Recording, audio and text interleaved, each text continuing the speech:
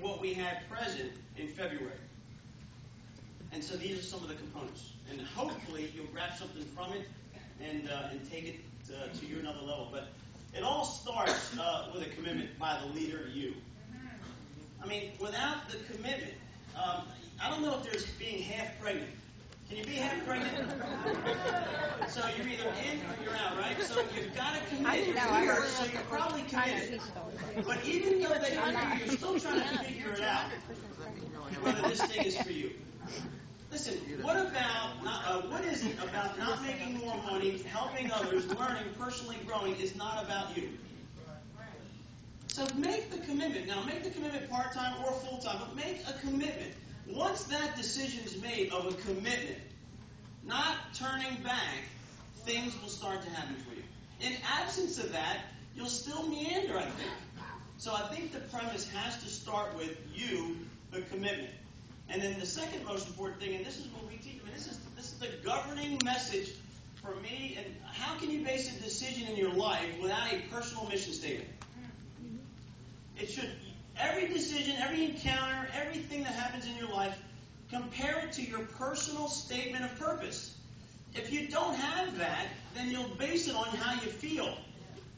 And feelings are very difficult because sometimes pain, it hurts to grow. So the statement of purpose or your mission statement really is, I think, the most important thing that you can do. It identifies you in this short little life that we've got. And I've had this, I wrote this, Tommy, in the hotel right before our St. Louis convention years ago. Waiting for Deanna to fly in. I was in my hotel room and I spent hours and hours putting this together. And it really hasn't changed much at all. And it embodies what I like to do. And the things I want to talk about today with you is helping people rid themselves of irrational fears and self-imposed doubts. Self-imposed. There's only two things that babies fear. You know what they are? Falling and loud noise. Everything else seems to be learned. We've learned them along the way. So we've got to get rid of them in order to reach our potential. Live freely with trust. I'm so blessed to have great parents, and I grew up in a very loving, nurturing environment. And some of the testimony that I hear this morning about how they grew up makes me just completely tear up and cry. To see where, Jeff, you came from and see you up here winning, I mean, it's just unbelievable, and I hope you get it, because I love what you said, is that the farther you are, the better it feels, or something like that. It's just phenomenal. But live freely with trust, because my parents instilled a nurturing environment. So take this to your base shop. Your base shop has to be a nurturing environment where people want to come, and they can go out and explore and try and come back to a safe haven. I cannot imagine operating from when I meet somebody new, I don't trust you. What's your motive? That's just energy draining. Why not trust?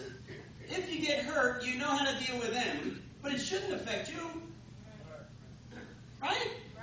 So why not challenge yourself to just trust? Not be skeptical. Just give of yourself.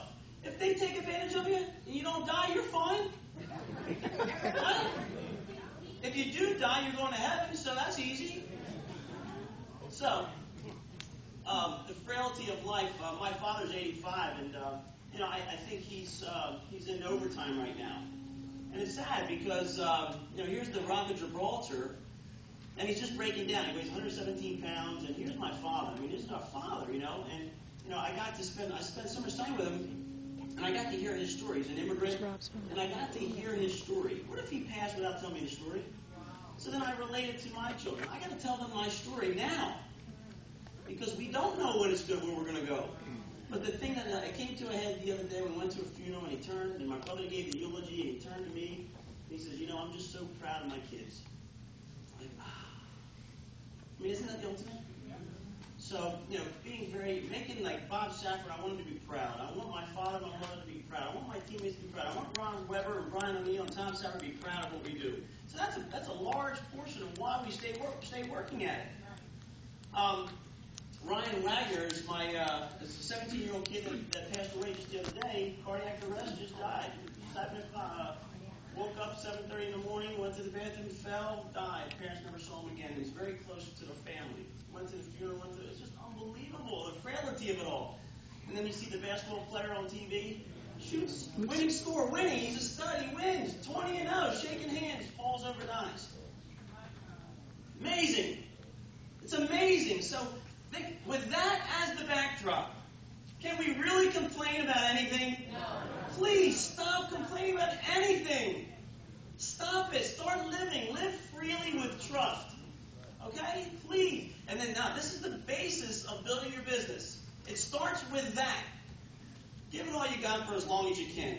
ROS. That's Robert Oscar Owen Safford. Is he an unbelievable example of what we should be? So,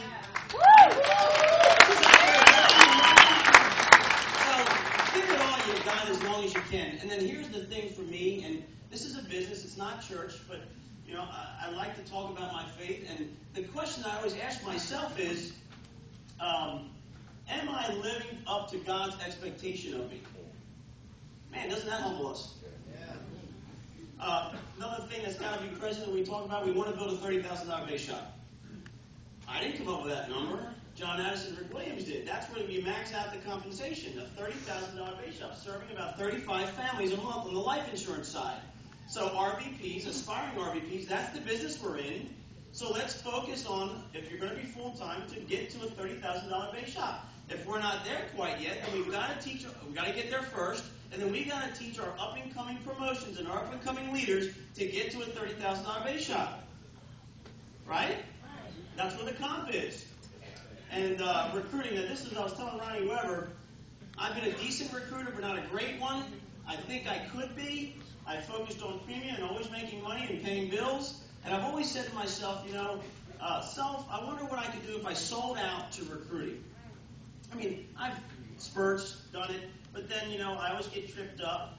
But I've never sold out to it, never committed to it. And so Deanna and I said, we're going to commit to recruiting, and that's going to be our level, our influence is recruiting, and that's what we did. And our team caught on to it, and we